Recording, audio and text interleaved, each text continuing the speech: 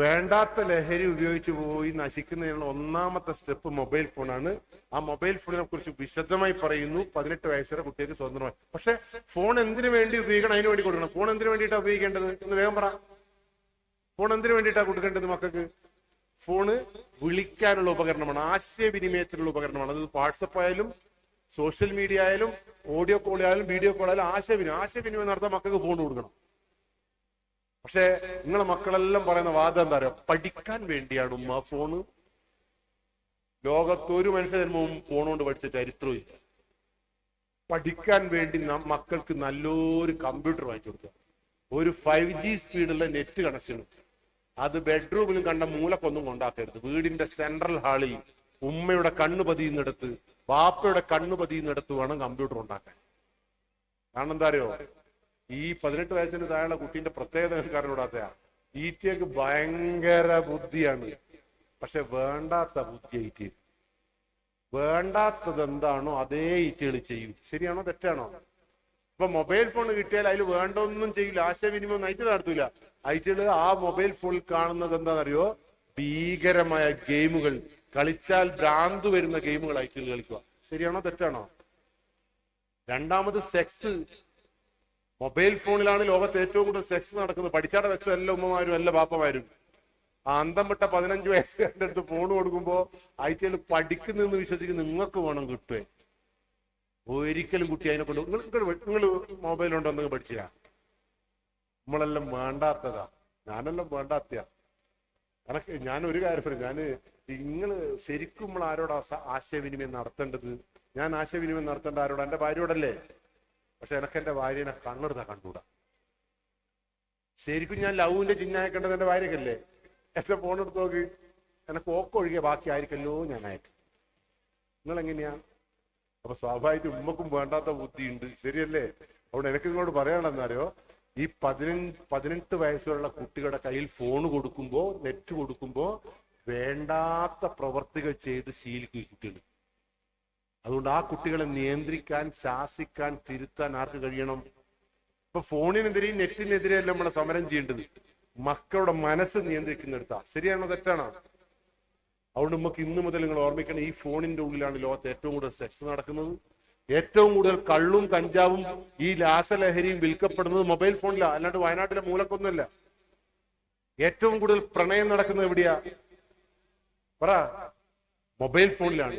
ഏറ്റവും കൂടുതൽ ആത്മഹത്യകൾക്ക് കാരണമാവുന്ന എന്താ? മൊബൈൽ ഫോണാണ്. അന്തം വിട്ട പ്രായത്തിൽ ഈ മക്കളുടെ കയ്യിലേക്ക് സ്വതന്ത്രമായി മൊബൈൽ ഫോൺ കൊടുക്കുമ്പോ വേണ്ടാത്ത ലോകത്താണ് സഞ്ചരിക്കുക എന്നുള്ള ബോധമുണ്ടാവേണ്ടുന്ന രക്ഷാകർത്താക്കൾക്ക് ആ ബോധമില്ലാത്തിടത്ത് നമ്മുടെ കുടുംബത്തിൽ നാശം ഉണ്ടാവും. ശരിയാണോ തെറ്റാണോ? പ്രവാസികളായ ഗൾഫുകാരെല്ലാം ഓർമ്മിച്ചോ, ഈ ഫോണിന്റെ ഉപയോഗം നമുക്ക് നിയന്ത്രിക്കാൻ പറ്റിയിട്ടില്ല എങ്കിൽ, മൊബൈൽ ഫോൺ ഒരു അവയവമായിട്ടാണ് നിങ്ങൾ ഉപയോഗിക്കുന്നെങ്കിൽ ഒരു ആപത്ത് അതിലുണ്ട്.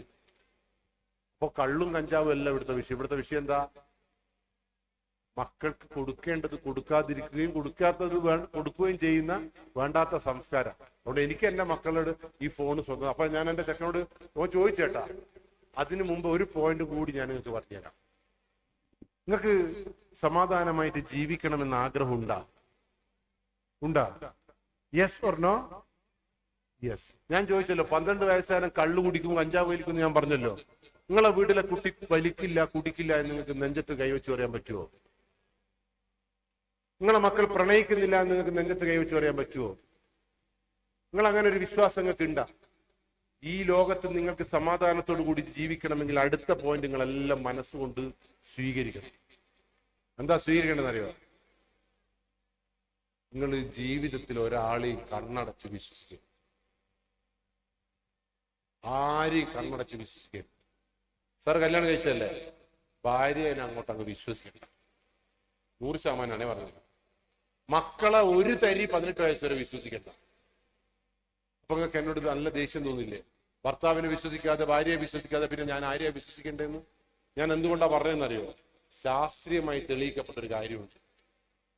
നിങ്ങൾ കല്യാണം കഴിച്ചില്ല? നിങ്ങളോ കഴിച്ചല്ലേ? എന്നാ അല്ല കല്യാണം കഴിക്കണം എന്നില്ല, വെറുതെ വെച്ചാ. ഞാൻ ഇപ്പൊ പറഞ്ഞിരുന്നൊരു വിഷയം എന്നാ അറിയോ? ഇതെല്ലാവരും ഉൾക്കൊള്ളണം കേട്ടാ. ഉൾക്കൊണ്ടാ നല്ലത്. നിങ്ങൾ ഭാര്യ ഞാൻ പറയുന്നത് ശരിയായ രീതിയിലല്ല ജീവിക്കുന്നതെന്ന് നിങ്ങൾ വിശ്വസിക്കുമ്പോൾ നിങ്ങളറിയില്ല, എന്റെ ഭാര്യയല്ലേ, അപ്പോൾ അങ്ങനെയാണ് ഞാൻ പോയി. ഇനി മക്കളെ കുറിച്ച് പറഞ്ഞ് ഞങ്ങൾ വിശ്വസിക്കുമ്പോ ഇല്ലയോ? ഇല്ല അല്ലേ സാർ? അങ്ങനെ തന്നെയല്ലേ സാർ? ഇപ്പം പറഞ്ഞല്ലേ നിങ്ങൾ പറയുന്നത് എന്താ പറയുക, നമ്മുടെ പാരമ്പര്യം ഉപ്പാപ്പ അങ്ങനെയല്ലേ, അങ്ങനെയല്ലേ എല്ലാവരും വിശ്വസിക്കും. നിങ്ങൾ ബാപ്പനെ ഭർത്താവിനെ കുറിച്ചാൽ അങ്ങനെ തന്നെയല്ലേ പറയുന്നത്? മക്കളെ കുറിച്ച് ആര് പറഞ്ഞാൽ വിശ്വസിക്കുമോ? എന്നാൽ ഒരു കാര്യം ഉറപ്പിച്ചോ, ഒറ്റൊരാളെ അങ്ങോട്ട് നമ്പണ്ട. ഞാനിത് തെളിയിച്ച് നിങ്ങൾക്ക് ഈ കസേലമ്മിലിരിക്കുന്ന നിങ്ങളെ സ്വഭാവം തന്നെയാണോ നിങ്ങളെ വീട്ടിൽ കസേലമ്മിലിരിക്കുമ്പോൾ നിങ്ങളെ സ്വഭാവം ആണോ? പോട്ടെ, നിങ്ങൾക്ക് എത്ര സ്വഭാവം ഉണ്ട്? നിങ്ങൾക്ക് ഒറ്റ സ്വഭാവം തന്നെയാണോ? ഈ കസേലമ്മിലിരിക്കുന്ന അതേ സ്റ്റൈലിൽ തന്നെയാണോ നിങ്ങളെ വീട്ടിലിരിക്കുമ്പോൾ നിങ്ങളെ സ്റ്റൈല്? അല്ല. അപ്പൊ നിങ്ങൾക്ക് ഈ കസേലമ്മലൊരു സ്വഭാവമാണ്, വീട്ടിൽ വേറൊരു സ്വഭാവം. ഉമ്മ നിങ്ങളെ ഇതേ സ്വഭാവമാണ് അടുക്കളയിലുള്ള നിങ്ങളെ സ്വഭാവം? ഒറ്റ സ്വഭാവ അല്ല, രണ്ട് സ്വഭാവം. കറക്റ്റ് എന്നെ പോലെ തന്നെ. ഇനി ഞാൻ എന്നിലേക്ക്, ഈ മൈക്കക്ക് പുറകിൽ നിൽക്കുന്ന രംഗീഷ് കടവത്താണോ എന്റെ വീട്ടിന്റെ അകത്തിരിക്കുന്ന രംഗീഷ് കടവത്ത്? രണ്ടും രണ്ട് സ്വഭാവമാണ്. ആ വീട്ടിലുള്ള രംഗീഷ് കടവത്ത് വേറെയാണ്, ഈ മൈക്കക്ക് പുറകിൽ നിൽക്കുന്നത്. ഈ മൈക്കക്ക് പുറകിലും വീട്ടിലിരിക്കുന്ന രംഗീഷ് കടവത്തല്ല, റോഡുമ കൂടി നടക്കുമ്പോൾ രംഗീഷ് കടവത്ത്. ശരിയാണോ തെറ്റാണോ? അപ്പൊ എനിക്ക് എത്ര സ്വഭാവം ഉണ്ട്? മൂന്നായില്ലേ? എന്നാ എന്റെ ശരിക്കുള്ള സ്വഭാവം നിങ്ങൾക്ക് കാണണോ? എന്റെ സ്റ്റേഷനിൽ വരണം നിങ്ങള്, എന്റെ ശരിക്കുള്ള സ്വഭാവം. അപ്പൊ എനിക്ക് എത്ര സ്വഭാവമായി?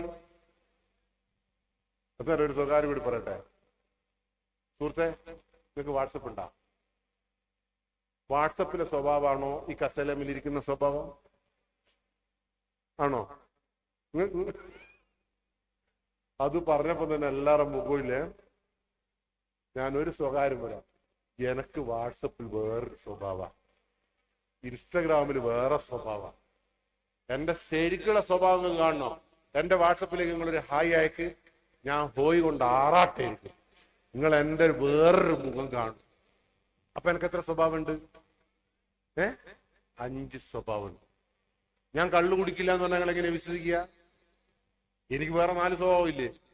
അപ്പൊ നിങ്ങളെ വീട്ടിലെ 12 വയസ്സുകാരിയുടെ സ്വഭാവം എങ്ങനെയാന്ന് ചോദിച്ചാൽ നിങ്ങൾ എങ്ങനെയാ പറയും? ബാപ്പയുടെ സ്വഭാവമല്ല കുട്ടിക്ക്, ഉപ്പാപ്പയുടെ സ്വഭാവമല്ല കുട്ടിക്ക്, തറവാട്ടുകാരുടെ സ്വഭാവമല്ല കുട്ടിക്ക്. നിങ്ങളെ കുട്ടിയുടെ സ്വഭാവവും ഭാര്യയുടെ സ്വഭാവവും ഭർത്താവിന്റെ സ്വഭാവവും ഇന്ന് തൊട്ട് മനസ്സിലാക്കാൻ പറ്റണം. അതിനെന്ത് ചെയ്യണം എന്നറിയോ? ഈ കുട്ടിന്റെ സ്വഭാവം എന്താന്ന് ഞാൻ പറഞ്ഞു തരട്ടെ. 12 വയസ്സ് തന്നെ ഒളിച്ചഴിഞ്ഞു. 12 ഇന്റെ സ്വഭാവം ഞാൻ പറഞ്ഞു തരട്ടെ. ബാപ്പന്റെ സ്വഭാവമല്ല, ഉപ്പാപ്പന്റെ സ്വഭാവമല്ല. 14 പാഞ്ചിനിയാണ് ഇന്റെ സ്വഭാവം ഞാൻ പറഞ്ഞു തരട്ടെ. ഇവരെല്ലാം കാണുമ്പോൾ നല്ല കുട്ടിന്നല്ല ഇനി പറയുന്നത്. ഇന്റെ ശരിക്കുള്ള സ്വഭാവം ഞാൻ പറഞ്ഞുതരാം. ഈ കുട്ടികളെ ശരിക്കുള്ള സ്വഭാവം മനസ്സിലാക്കണമെങ്കിൽ അവരുടെ ഫ്രണ്ടിന്റെ സ്വഭാവം മനസ്സിലാക്കണം. ഉപ്പാപ്പേന്റെയും ഉമ്മാമേന്റെയും തറവാടിന്റെ ഒന്നും സ്വഭാവമല്ല, മഹലിന്റെ സ്വഭാവമല്ല. ഇതെന്റെ മുമ്പിലിരിക്കുന്ന എല്ലാവരും എഴുതി വെച്ചോ. ആ കുട്ടിയുടെ സ്വഭാവം എന്റെ സ്വഭാവമല്ല, എന്റെ ഫ്രണ്ട്സിന്റെ സ്വഭാവത്തിനനുസരിച്ചായിരിക്കും. ശരിയാണോ തെറ്റാണോ? ഞാൻ ഒരു കാര്യം ഉറപ്പ് പറയുന്നു, 12 വയസ്സുകാരൻ ബബിൾഗം തിന്നുന്ന 2 കൂട്ടുകാരന്റെ കൂടിയാണ് സ്കൂളിൽ പോകുന്നതെങ്കിൽ 5ാമത്തെ ദിവസം 12 വയസ്സുകാരന്റെ കീസയിൽ നിന്നും വായിൽ നിന്നും നിങ്ങൾക്ക് ബബിൾഗം കിട്ടും. പുസ്തകം വായിക്കുന്ന 2 എണ്ണത്തിന്റെ കൂടിയാണ് 15 വയസ്സുകാരി സ്കൂളിൽ പോകുന്നതെങ്കിൽ 6ാമത്തെ ദിവസം 5 വയസ്സുകാരിന്റെ കക്ഷത്തൊരു പുസ്തകം കാണാം. അതൊരിക്കലും സംഭവിക്കൂല. പ്രണയിക്കുന്ന 2 എണ്ണത്തിന്റെ കൂടിയാണ് ഇവർ സ്കൂളിൽ പോകുന്നതെങ്കിൽ 41ാമത്തെ ദിവസം നിങ്ങളെ വീട്ടിൽ ബാപ്പക്ക് ഒരു ഫോൺ വരും. എന്നെ നോക്കണ്ട ബാപ്പ, ഞാനും ചങ്കും സുഖമായി ജീവിക്കാൻ പ്രാർത്ഥിക്കണമേ, അങ്ങയുടെ പ്രാർത്ഥനയിൽ ഞങ്ങളെയും ഉൾപ്പെടുത്തണമേ നൈറ്റിൽ പറയും. ഇനി കള്ളും കഞ്ചാവും സിഗരറ്റും വലിക്കുന്ന നൈറ്റിലൂടെയായി നിങ്ങളെ മക്കൾ സ്കൂളിൽ പോകുന്നതെങ്കിൽ 6ാമത്തെ ദിവസം ആണിക്കുണ്ടിൽ പോവുക കുട്ടികൾ. ഉമ്മേന്റെ ഒരു വരവുണ്ട്. ഉമ്മ പറയാ ഊരി വീണതാന്ന് തോന്നുന്നു. അങ്ങനെ അത് വീഴലില്ല, ആദ്യമായിട്ട് വീണതാ. ഏതെങ്കിലും ഉമ്മ പറയോ ഇത് കള്ളു കുടിച്ചിട്ടും കഞ്ചാവ് അടിച്ചിട്ടും വീണാന്ന്? അവിടെ ഇന്നു മുതൽ ഞാനൊരു കാര്യം പറയട്ടെ. 8ാം ക്ലാസ്സിലെ കുട്ടീന്റെ കട്ടിന്റെ അടിയിൽ നിന്ന് ഫ്രണ്ടിനെ കിട്ടിയിട്ടുണ്ടെങ്കിൽ 8ാം ക്ലാസ്സുകാരിയുടെ ഫ്രണ്ടിന്റെ കട്ടിന്റെ അടി നിങ്ങൾ ആരെങ്കിലും പരിശോധിച്ചാ ഐറ്റകളെ വീട്ടിലും വരുന്നുണ്ടാവും. വേറെ 18 വയസ്സിന് താഴെയുള്ള കുട്ടിയെ പീഡിപ്പിച്ചാൽ, വേദനിപ്പിച്ചാൽ, മനസ്സ് നൊന്തിച്ചാൽ അത് ഇഷ്ടത്തോടു കൂടിയാണെങ്കിലും പോക്സോ നിയമപ്രകാരം ജയിലിലേക്ക് പോകുമെന്നുള്ള ബോധം കുട്ടീന്റെ രക്ഷാകർത്താക്കൾക്കും എല്ലാവർക്കും ഉണ്ടാവണം. പെൺകുട്ടീനെ അത്രയേറെ സംരക്ഷിക്കുന്നുണ്ട്. 18 വയസ്സിന് താഴെ ആണിനെയും പെണ്ണിനെയും ഇത്രയേറെ സംരക്ഷിക്കുന്ന വേറെ രാജ്യമില്ല കേട്ടോ. എന്റെ നാട്ടിൽ കഴിഞ്ഞ ദിവസം 10ാം ക്ലാസ്സിലെ ഒരു പെൺകുട്ടീനെ 5 ആൺകുട്ടികൾ ചേർന്നിട്ട് ആ കേരളത്തിന്റെ വിവിധ ഭാഗങ്ങളിൽ കൊണ്ടുപോയി പീഡിപ്പിച്ചത് അറിയോ നിങ്ങള്? 19-20 വയസ്സുള്ള കുട്ടികൾ. ആ കുട്ടീന്റെ ബാപ്പയും അച്ഛനും എല്ലാ ജാതിയും ഉണ്ടായില്ല. ആ അച്ഛനും അമ്മയും ഉപ്പയും ഉമ്മയും എല്ലാം പോലീസ് സ്റ്റേഷനിൽ വന്നിട്ട് കരഞ്ഞൊരു കരച്ചിലുണ്ട്. സാറേ എന്റെ മോൻ മാത്രമാണോ ഇതിന് ഉത്തരവാദി? ആ പെണ്ണ് പോയിട്ടല്ലേ ഓളെല്ലാടെയും കൊണ്ടുപോയി പീഡിപ്പിച്ചതെന്ന് ചോദിച്ച ചോദ്യത്തിന് എന്തൊരു പൊട്ടത്തരായി രക്ഷാകർത്താക്കൾ പറയുന്നത്. നിങ്ങളെ വീട്ടിൽ അങ്ങനെ ഒരു സംഭവം ഉണ്ടായിട്ടുണ്ടെങ്കിൽ ദയവ് ചെയ്തിട്ട് ഈ വർത്തമാനങ്ങൾ പറയരുത്. 18 വയസ്സിന് താഴെയുള്ള ആൺകുട്ടിയായാലും പെൺകുട്ടിയായാലും ആ കുട്ടിയുടെ ഇഷ്ടത്തോടു കൂടിയാണെങ്കിലും ഇഷ്ടത്തോടു കൂടിയല്ല എങ്കിലും ആ കുട്ടിയെ ഒന്ന് തോണ്ടിയാൽ ഒന്ന് തലോടിയാൽ കൂട്ടി കൊണ്ടുപോയിട്ടുണ്ട് എങ്കിൽ പോക്സോ നിയമപ്രകാരങ്ങളെ മക്കൾ മിനിമം 7 കൊല്ലം ജയിലിൽ പോകും. അതുകൊണ്ട് 18 വയസ്സിന് താഴെയുള്ള കുട്ടീനെ തൊട്ട് കളിക്കരുത് എന്ന് ആരോട് പറഞ്ഞു കൊടുക്കണം? ചൊട്ടയിലെ പറഞ്ഞോളി കുട്ടിയോട് പറഞ്ഞോളൂ. ആ കുട്ടിയുടെ മാനത്തെ കുറിച്ച് കുട്ടിയോട് പഠിപ്പിക്കണം. അതുകൊണ്ട് ഇന്നു മുതൽ എനിക്ക് പറയാണെന്ന് അറിയോ, ഈ മഹലിൽ നമ്മൾ വന്നിരുന്നിട്ട് മഹലിന്റെ സംസ്കാരവും പാരമ്പര്യവും എല്ലാം ആര് കാത്തു സൂക്ഷിക്കുക? നമ്മളെ മക്കൾ സൂക്ഷിക്കുക. അപ്പൊ നിങ്ങൾക്ക് മനസ്സിലായോ നമ്മള് കേരളത്തിൽ നിങ്ങളെ മക്കൾ കള്ളു കുടിക്കുന്നു എന്ന് പറയുമ്പോൾ നിങ്ങൾ വിശ്വസിക്കാത്ത എന്താന്ന്? നമ്മൾ വിചാരിക്കുന്നത് നമ്മളെ പൈസ കൊടുക്കുമ്പോൾ നമ്മൾ ട്രൗസർ വാങ്ങിച്ചു കൊടുക്കുമ്പോൾ ഒരു പറയുന്ന സാധനം വാങ്ങിച്ചു കൊടുക്കുമ്പോൾ എന്റെ കുട്ടി എന്റെ കൂടെ നിൽക്കുമെന്നുള്ളത് വെറും പൊട്ടത്തരാണ്.